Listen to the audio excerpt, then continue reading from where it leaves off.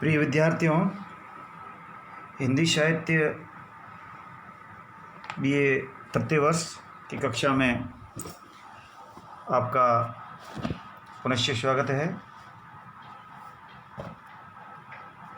इससे पूर्व हमने यशोधरा जिसके काव्यांश हमारे पाठ्यक्रम में है, उसकी प्रस्तावना या भूमिका पर चर्चा की थी। अब हम इसका प्रथम जो अवतरण है या प्रथम जो काव्यांश है उसका अध्ययन करेंगे। सखी वे मुझसे कह कर जाते, कह तो क्या मुझको वे अपनी पथ बाधा ही पाते। मुझको बहुत उन्होंने माना, फिर भी क्या पूरा पहचाना। मैंने मुख्य उसी को जाना, जो वे मन में लाते। सखी वे मुझसे कह कर जाते। विद्यार्थियों, जो अंतिम पंक्तियां हैं, जो वे मन में लाते, यहाँ त्रुटिवश वन मुद्रित है, तो ये वन नहीं मन है।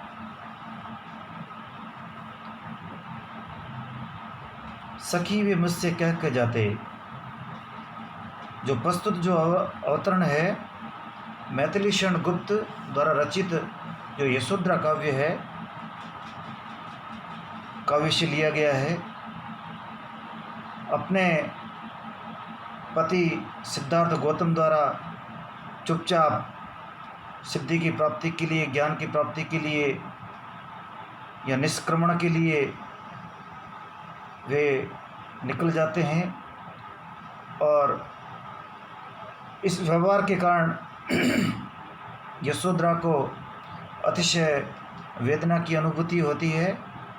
और इस अंश में गुप्त जी ने यशोधरा की मन की इसी व्यथा का चित्रण किया है।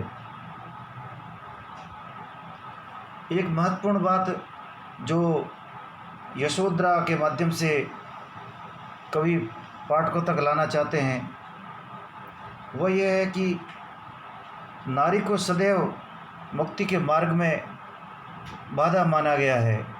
पुरुषों की इसी सामंती जो मानसिकता है उसको भी यहाँ पर दिखाने की कोशिश की गई है कि नारी को माया का रूप माना जाता है, उसे मुक्ति के मार्ग में बाधा माना जाता है, और इसी कारण पुरुष होते हैं वो इस प्रकार का व्यवहार नारियों के साथ में करते हैं। तो इस प्रकार की जो मानसिकता है उसको भी यहाँ पर दिखाया गया है। सखी वे मुझसे कह कर जाते, कह तो क्या वो मुझको वे अपनी पथ बाधा ही पाते।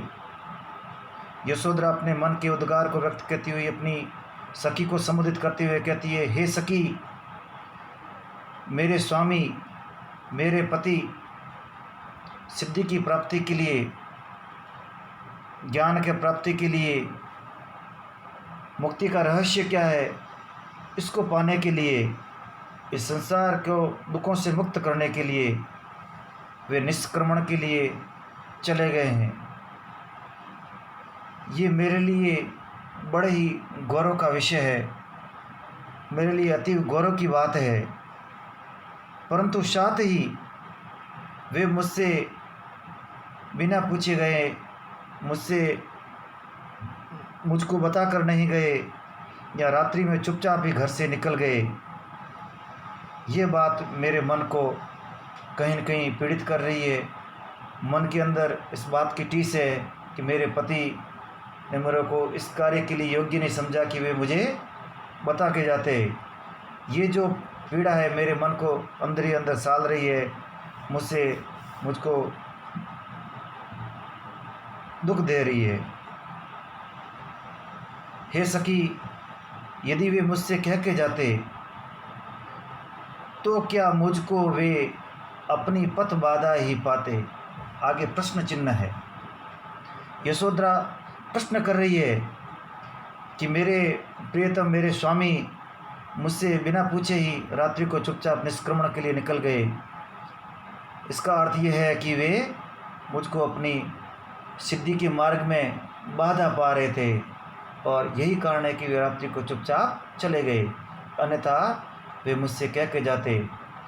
तो यशोधरा प्रश्न कर रही है कि यदि वे मुझसे पूछ के जाते, यदि मेरे सामने इस प्रकार का प्रस्ताव रखते कि मैं सिद्धि की प्राप्ति के लिए, निष्क्रमण के लिए इस घर को त्याग रहा हूँ, इस घर को छोड़ के जा रहा हूँ, तो क्या वे इस पथ में, सिद्धि के मार्ग में मुझको बाधक पाते। मुझको बहुत उन्होंने माना। यशोधरा कह रही है कि जो स्वामी हैं, जो मेरे प्रियतम हैं, उन्होंने मुझको बहुत माना है, मुझे बहुत मान सम्मान दिया है। फिर भी क्या पूरा पहचाना। आगे और प्रश्न चिन्ह है कि मेरे प्रियतम ने, मेरे स्वामी ने मुझे बहुत मान सम्मान दिया, लेकिन फिर भी वे मुझे वास्तविक रूप से पहचान नहीं पाए। फिर भी वे मेरे हृदय की भावनाओं को पहचान नहीं सके। यदि वे ऐसा प्रतीत होता है कि वे मुझसे बिना पूछे गए हैं, इसका अर्थ यही है कि उन्होंने मुझे सही तरह से नहीं पहचाना है। यदि वे मुझको पहचान लेते तो संभवतः ऐसा चुपचाप घर से बाहर नहीं जाते। कहने का आशय है कि यदि वे मुझसे पूछ के जाते तो किसी प्रकार से मैं उनके पथ में बाधा नहीं बनती, बल्कि सहर्ष उन्हें विदाई देती कि वे संसार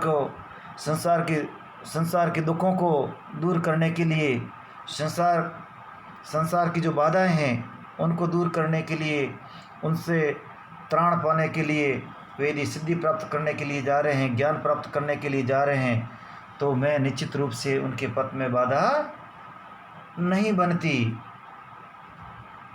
आगे यशोधरा कह रही है अपनी सखी को संबोधित करते हुए, मैंने मुख्य उसी को जाना जो वे मन में लाते। यशोधरा कह रही है कि मैंने हमेशा जीवन में अपने पति की, अपने स्वामी की बातों को प्रधानता दी है, जो वे अपने मन के अंदर लाते थे। अर्थात जो उनके जो सोचने का जो विषय होता था, जो वे सोचते थे, उनकी सोच किस प्रकार की है, उनकी मन की जो था है, उनको मैं हमेशा अपने जीवन का ध्येय मानती रही, उसी बात को मुख्य मानकर उसका अनुगमन करती रही। अर्थात मैंने जीवन में प्रति क्षण अपने पति के मन की भावनाओं को, उनके विचारों को सदैव उनका आदर किया है, उनको प्रधानता दी है। सखी वे मुझसे कह कर जाते। यशोधरा कह रही है कि मैंने हमेशा अपने पति की बातों को प्रधान माना, उसको अपने जीवन का ध्येय माना। इतना कुछ होने के बावजूद वे मुझसे कह कर नहीं गए, चुपचाप घर से निकल गए। कितना अच्छा होता सखी वे मुझसे कह के जाते।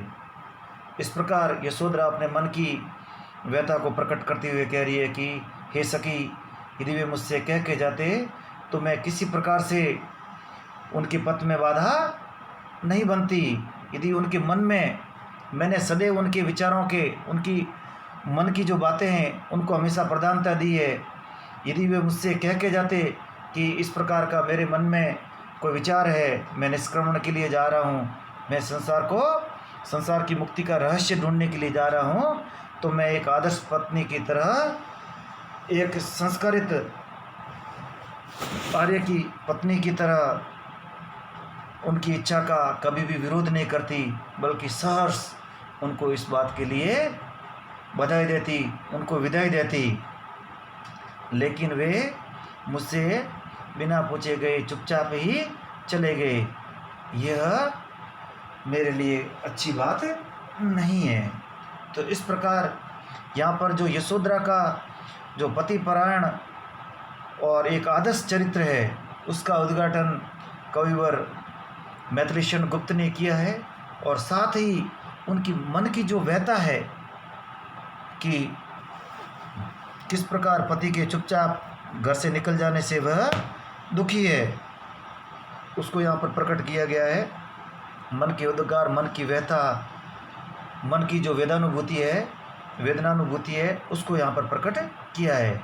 साथ ही एक प्रतीक के रूप में, पुरुष के प्रतीक के रूप में जो सिद्धार्थ है, उसकी कमजोरी को भी प्रकट किया गया है कि किस प्रकार जो पौरुषिक जो मानसिकता है वह मुक्ति के मार्ग में नारी को बाधा मानता है और किस प्रकार उसको अपने पथ की बाधा से उसे हटाना चाहता है।